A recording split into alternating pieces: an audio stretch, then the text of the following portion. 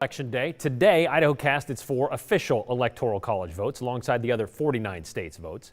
The total 538 Electoral College votes cast is the official decider of who wins the race for America's president and vice president. Of course, there's been a major conversation still in effect since Election day.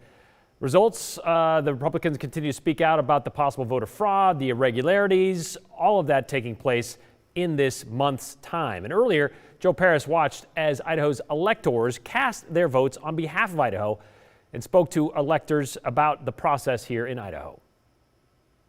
The first ballot is for Donald J. Trump for president. The second ballot is for Donald J. Trump as president. So we just voted for President Trump and Vice President Pence as President and Vice President of the United States. Alongside Idaho's other 3 electors, Idaho Republican Party Chair Raul Labrador cast his official vote earlier on behalf of Idaho. Aligning with the results of Idaho's popular vote in November, all 4 voted for the Trump-Pence ticket.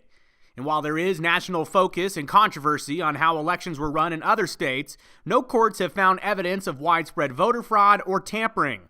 While there are still questions being asked nationwide about voting processes in certain states, Labrador says he believes Idaho got it right.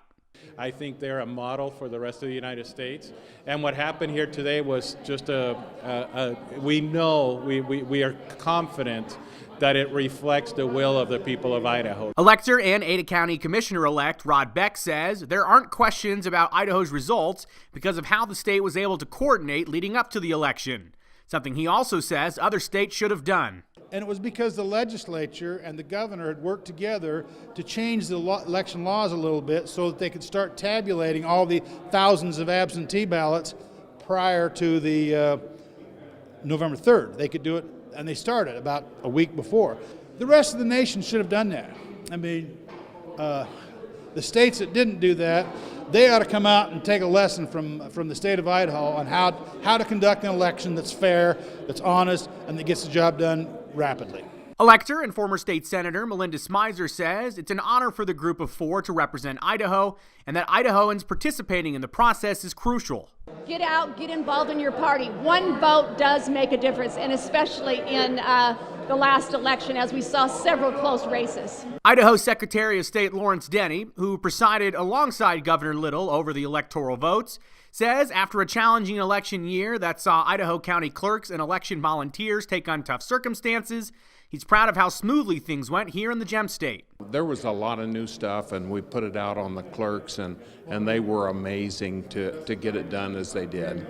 While Idaho's Electoral College process was very simple and without controversy, there are Idaho Republicans who continue to ask for investigations into how the election went in other states, specifically with questions about invalid votes. Idaho GOP Chair Raul Labrador says he doesn't believe the Electoral College vote today across the country means it's necessarily the end of the line. You know, I think that until inauguration date, I think the president and the vice president should be allowed to do anything that is necessary, and it's within the legality, within the legal bounds of the law. There's a lot of things that can be done, and it's up to their legal team to decide what they're going to do. All right, 2 things, Joe. Rod Beck said that, correct me if I'm wrong, is he saying that if every other state had kind of wrapped up their elections a lot quicker like Idaho had done, that we wouldn't see the controversy that we've seen since Election Day? And 2, I can't imagine they've ever had the focus on them when they cast their Electoral College votes as they have this year. Yeah, I think what Beck was trying to say is that what the Idaho State Legislature did, giving the county clerk's offices a week in advance to start processing all those absentee mail ballots, that really helped the clerks on election night because they had a lot of the work out of the way already. Idaho isn't unique in the sense that they were the only state to do that, but there were states that decided not to go that route. In terms of the attention on the event here today, Brian, talking with the electors and people at the Capitol, they tell me this year is actually quieter than it was 4 years ago. You may remember in 2016 there was actually a lot of protests, and there were some pretty aggressive calls from Democrats to try to get Idaho's electors, who are not bound by any law to vote for the person that won the popular election, to change their vote. Brian, the security staff and the people I spoke with at the Capitol said that 4 years ago things were out of hand on this day. That's true. 4 years ago. How quickly we forget. All right. Thank you very much, Joe.